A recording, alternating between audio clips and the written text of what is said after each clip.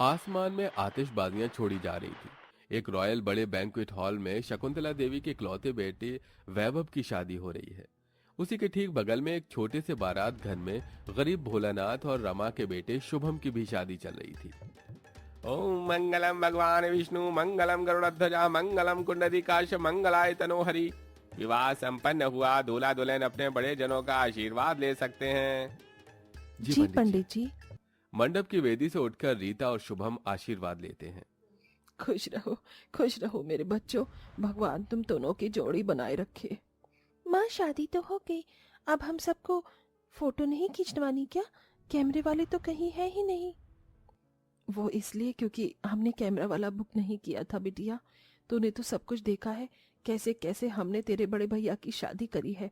बड़ी मुश्किल से तो 50,000 रुपए में इतना छोटा सा बारात घर हुआ था। तभी रीता का 15-16 साल का देवर मुकेश अपने दोनों हाथों में 2 डोंगे भरकर मिठाई लाता है। अरे, आप लोगों को खाना नहीं है क्या? देखिए सब बारात वाले कैसे हबड़ करके खा रहे हैं। कहीं खाना खत्म हो गया तो ठेंगा मिलेगा। मैं तो अपने मनपसंद गुलाब जामुन और ठंडी ठंडी रबड़ी जलेबी लाया हूँ, आप लोग भी खा लीजिए। हाँ, चलो सब लोग खा लेते हैं, पैसे भी तो लगे हैं। घूंघट डाले हुए बहू गरीब ससुराल वालों के संग में हो लेती है। जहां दावत में आलू पूरी बने थे, लेकिन उनके लिए वो भी किसी खोए मलाई जितने थे। वहीं दूसरी तरफ बैंक्वेट में दावत में कई आइटम की सब्जी, मिठाई, पुलाव, रोटियां सब कुछ थी, जहां सैकड़ों बारात वाले रज कर खा रहे थे। प्लीज आप सब अच्छे से खाइए। Hey you waiter, come here. जी मैडम। इस बात का ध्यान रखना कि मेरे गेस्ट की प्लेट्स खाली न हो। ये देखकर आप समझ गए होंगे कि एक अमीर के और एक गरीब की जिंदगी में सहूलियत का हिसाब किताब कैसा होता है। जहां पैसों के दम पर शकुंतला हजारों लोगों को दावत खिलाती है, तो वहीं गरीबी के चलते रमा गिने चुने लोगों को ही दावत खिलाती है। कुछ देर बाद दोनों सास अपनी अपनी बहुओं की विदाई करवा कर लाती हैं। किस्मत से दोनों एक दूसरे के पड़ोसन होते हैं, पर अमीरी गरीबी की दीवार दोनों के दायरे को अलग करती थी। जहां शकुंतला अपनी नई नवेली अमीर बहू की आरती उतारते हुए इस तरह गाती है।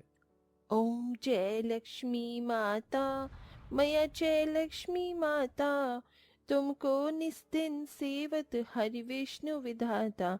ओम जय लक्ष्मी माता। तभी गर्मी और पसीने में भीगी हुई बहू प्रियंका चिढ़कर अंदर के मन से कहती है, ओ गॉड, पता नहीं मम्मी जी की आरती कब खत्म होगी। यहाँ गर्मी से मेरा दिमाग खराब हो रहा है। ऐसा लग रहा है जैसे मैंने ये भारी भरकम सा लहंगा गलत डाल दिया। आ जाओ प्रियंका, अब मेरी जिम्मेदारी खत्म हो गई। इस घर की बहू तुम हो, इसलिए रसोई अब तुम्हें ही संभालनी है। चलो मैं तुम्हें किचन दिखा देती हूँ। मम्मी जी, रसोई में कल देख लूंगी, पर अभी मुझे बेडरूम में जाने दीजिए। आई एम वेरी टायर्ड और मुझे गर्मी भी लग रही है, सो प्लीज।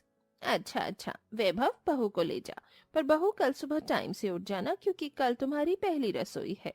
प्रियंका बिना जवाब दिए चली जाती है। उधर गरीब ससुराल में रीता का भी स्वागत होता है। आओ नई दुल्हन, यही छोटा सा संसार है हमारा, जिसमें हम सब परिवार मिलकर तुम्हारा भी स्वागत करते हैं। तभी रीता के दोनों देवर नंद उस पर फूल बरसाते हैं।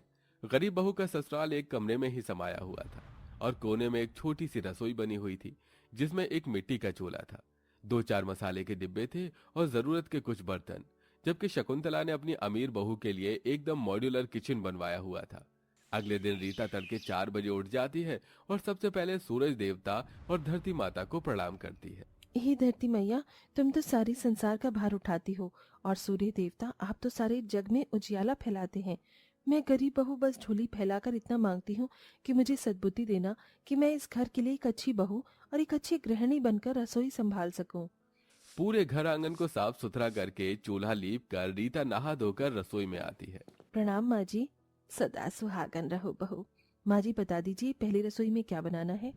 ये लो बहू, थोड़ा बहुत राशन पानी मंगा दिया है, इससे कुछ बना लो। अपनी गरीब सास को माफ कर देना। आज तेरी पहली रसोई है और मैं तुम्हें राशन पानी भी भरपूर नहीं दे पा रही। माँ जी मेरे लिए इतना बहुत है, मैं इसमें ही सब कुछ बना लूंगी। रीता रसोई के अंदर आती है, जहां गर्मी से काफी ज्यादा भभका मचा हुआ होता है और गरम गरम लू की हवा खिड़की में से अंदर आ रही थी। काफी देर तक चूल्हा फूंक फूंक कर वो खाना बनाती है। गर्मी से उसके सारे शरीर से टप टप पसीना टपकता है। जबकि इधर प्रियंका दिन निकल जाने के बाद भी एसी में बिस्तर पर ही पड़ी होती है। गुस्से में शकुंतला कमरे में आ जाती है। नहीं बहू, अरे ओ बहू, अरे बहू रानी, तुझे टाइम का कोई होश खबर है कि नहीं?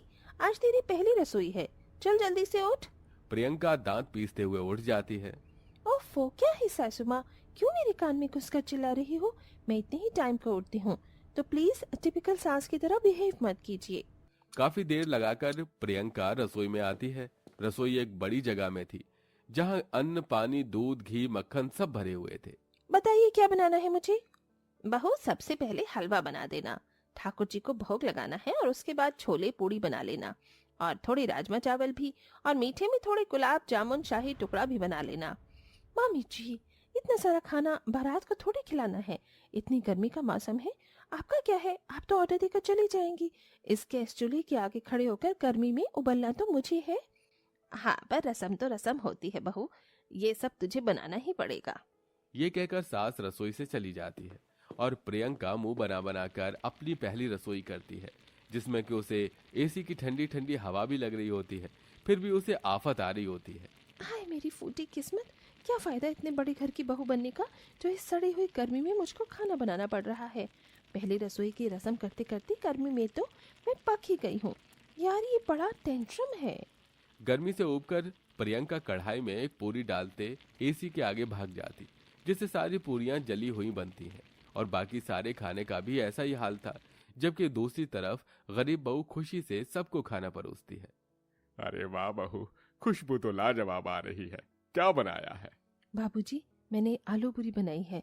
रसोई में एक आधी कटी लौकी थी, तो मैंने उसकी मिठाई बना दी, और थोड़ी गुड़ डालकर खीर भी बना दी। आप सब खाइए। पूरा ससुराल बैठकर खाता है और बहू खुद पसीने में भीगकर सबको पंखा करती है। बहुत ही स्वादिष्ट आलू पूरी बनाई है तुमने रीता। सच में बहू, बड़ी किस्मत वाले हैं हम, जो तू हमारे घर की बहू बनी। अच्छा है, अपनी पहली रसोई का खाना थोड़ा पड़ोसी के यहाँ भी भिजवा दे। जी माँ जी। बहू खाना लेकर आती है, जहां सब डाइनिंग टेबल पर बैठे होते हैं और वैभव गुस्से में था। ये तुमने क्या बनाया प्रियंका? ये पूरी नहीं, पूड़े हैं, वो भी जले हुए। देखो वैभव, मुझ पर गुस्सा दिखाने की कोई जरूरत नहीं है। एक तो मैंने इतनी गर्मी में ये सब कुछ बनाया है।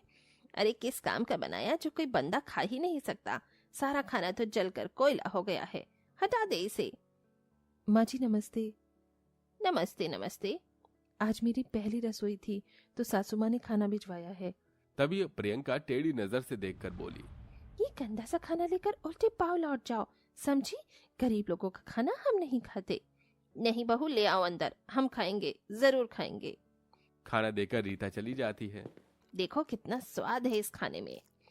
देखो कैसे चटकारे लेकर खा रहे हैं वो गरीब की बहू अपने कैसे चटकारे लेकर खा रहे हैं वो गरीब की बहू अपने रसोई का खाना खिलाकर मेरे जली पर नमक छिड़क गई। इसी तरह दिन गुजरते हैं, जहां अन्न पानी के अभाव में भी गरीब बहू अपने परिवार वालों को अच्छा खाना खिलाती, तो वहीं प्रियंका बेमन से खाना बनाती, जिससे कि कलेश मचता है। फिर एक दिन बहू रानी को कितनी भी महंगी से महंगी चीज ला कर दे दो, गुड़ गोबर ही बना कर ले आती हैं। और एक वो हमारी पड़ोसन की गरीब बहू है, कितना स्वाद भरा है उसके हाथों में। तभी तो आप दोनों माँ बेटे चटोरे बने फिरते हैं उस गरीब के हाथ का खाना खाने को। अब जब तुझे हर चीज देने के बाद भी तुझे अच्छा नहीं खाना बनाना आता, तो हम अपने पेट पर ताला थोड़ी लगा लेंगे। इतने में खुशी खुशी मन से रीता खीर लेके आती है। काकी माँ, मैंने थोड़ी खीर बनाई थी, तो आपके लिए भी लाई हूँ। तभी गुस्से में भड़की हुई प्रियंका उसे सुनाने लग जाती है। 2 कौड़े के करीब तूने ही मेरी इमेज खराब की हुई है। जब देखो मेरे घर परिवार में आग लगाने आ जाती है। प्रियंका भाभी, आप ऐसा क्यों कह रही हैं? मैं तो बस खबरदार जो मुझसे रिश्ता लगाया, और ये आंसू बहा के मत दिखा। प्रियंका सारी खीर जमीन पर गिरा देती है। तभी शकुंतला उसे जोर से डांटती है। बस बहू बस, तू कहीं का गुस्सा कहीं मत निकाल। तूने आज अन्न का अपमान किया है। जानती है इस गरीब इसे कमाने के लिए क्या कुछ नहीं करते। अगर तुझे इसकी कीमत पता होती तो ऐसे ना करती। प्रियंका चुपचाप खड़ी अपनी सास की बातें सुनती है। माँ जी जाने दीजिए। और प्रियंका जी, मैं तो बस अपना परिवार मानकर यहाँ कुछ भी देने चली आती थी, पर आइंदा नहीं आऊंगी। रीता को जाते देखकर प्रियंका उससे रोकती है। रीता, मुझे माफ कर दो। मेरे परिवार को तुम्हारे हाथ का खाना पसंद है। शायद यही बात मुझे हजम नहीं हुई, पर क्या तुम मुझे अपने जैसा खाना बनाना सिखाओगी? जी जरूर सिखाऊंगी। आखिर में प्रियंका पूरे दिल से सब कुछ सीखती है और अब दोनों बहुएं अपनी अपनी रसोई में अच्छा खाना बनाती हैं और प्यार मोहब्बत से रहने लगती हैं।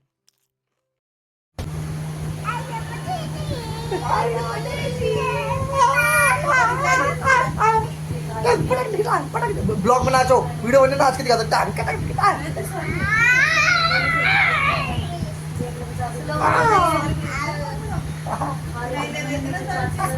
धमक आया पापा धोनी हाय गाइस कर दो। Hi guys